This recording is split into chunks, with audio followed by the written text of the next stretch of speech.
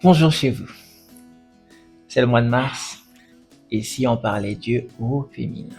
Les trois figures féminines de la Bible dont nous parlerons aujourd'hui sont les mères des 12 patriarches des 12 tribus d'Israël. L'une d'entre elles est africaine. Commençons par Rachel et Léa, que nous allons étudier de manière combinée. Ce sont deux sœurs, filles de Laban, le frère de Rebecca. Elles apparaissent dans la Bible quand Jacob veut se marier. Rachel est la femme que Jacob a choisie pour épouse, mais la tradition à l'époque veut que la sœur aînée Léa se marie ou soit d'abord mariée et la petite sœur Rachel ensuite. Jacob devra donc payer une double dot pour prendre d'abord Léa, la femme qu'il n'avait pas choisie, et Rachel ensuite, la femme selon son cœur, celle qu'il voulait depuis le début. Léa n'a pas beaucoup de choses qui jouent en sa faveur. Elle est décrite comme n'étant pas aussi belle que sa sœur. Elle avait les yeux délicats, mais Rachel était belle de taille et belle de figure, d'après les récits bibliques. Elle entre dans un mariage où elle n'est pas la choisie. Elle n'est pas l'élue. Elle doit travailler pour gagner l'attention de Jacob. Quel travail énorme pour la femme qu'elle était. Mais elle semblait être préparée à cette épreuve. Rachel est l'élue, mais à cause de la tradition, elle doit attendre que sa sœur vive d'abord avec l'homme qui a jeté son dévolu sur elle. Et elle a attendu environ 7 ans x 2, 14 ans. C'est énorme. En plus, elle a été rendue stérile, pas par la main d'un homme, par l'Éternel lui-même. Auprès de qui allait-elle l'accuser? Contrairement à Rachel, Léa avait été rendue féconde par l'Éternel parce que elle n'était pas l'aimée de Jacob. Rachel représente ici une attente douloureuse. Elle a vu sa sœur, la première femme, faire plusieurs enfants avant que son tour n'arrive. Ne te décourage donc pas, continue à servir comme le faisons pour le Seigneur. Elle a dû attendre jusqu'au 7e enfant de Léa, qui avait déjà donc 6 garçons et une fille, Dina. Ajouter à ça les 14 ans de dot. Je ne sais pas pour qui d'entre les deux c'est plus dur, mais c'est une histoire difficile, même pour le mari. Mais comme vous le savez, nous parlons des figures féminines. Écoutez cette séquence. Genèse 30, à partir du premier verset. Lorsque Rachel vit qu'elle ne donnait point d'enfant à Jacob, elle porta envie à sa sœur, et elle dit à Jacob, « Donne-moi des enfants ou je meurs. » La colère de Jacob s'enflamma contre Rachel, et il dit, « Suis-je à la place de Dieu qui t'empêche d'être féconde ?»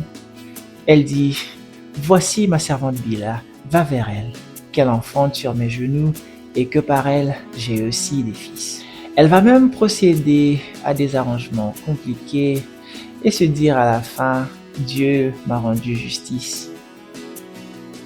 C'est quand même chaud. Et au 5e verset, on voit Bila qui devient enceinte et qui enfante un fils à Jacob.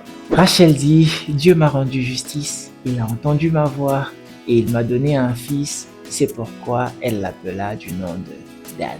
Bila, servante de Rachel, devint encore enceinte et enfanta un fils à qui elle donna le nom de Nephtali.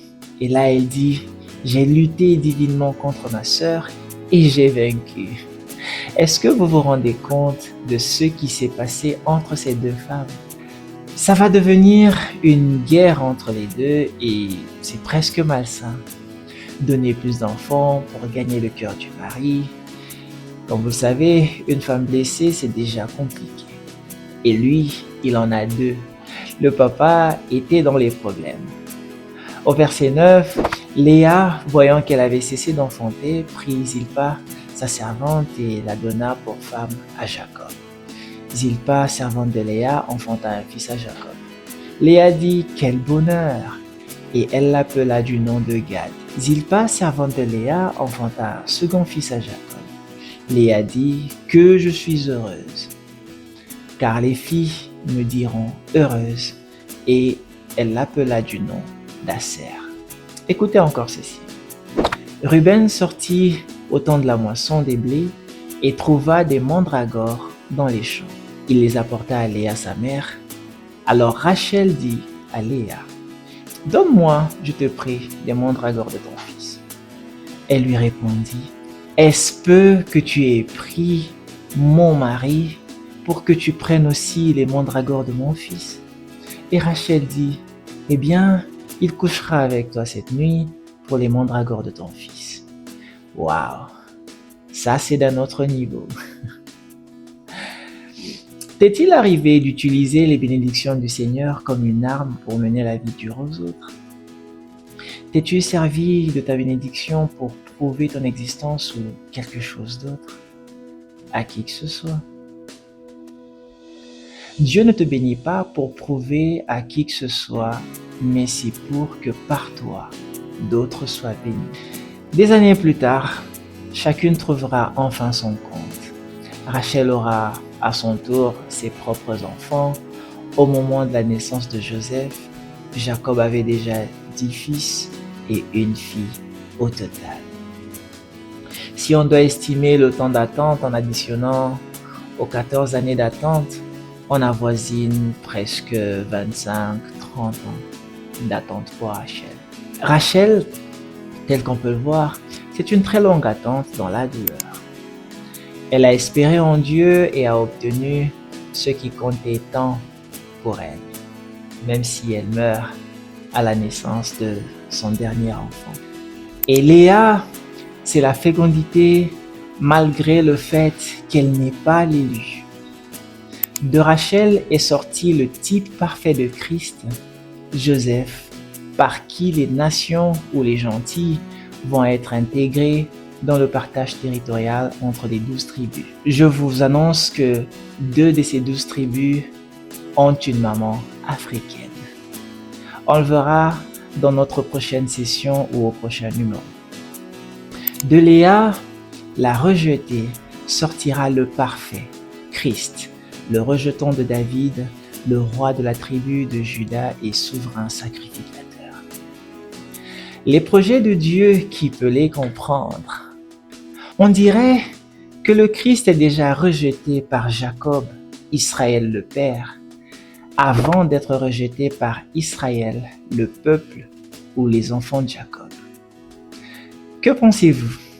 Écrivez-nous en commentaire et dites-nous aussi ce que vous inspirent ces personnages ou figures féminines de la Bible. Nous serons heureux d'apprendre de vous.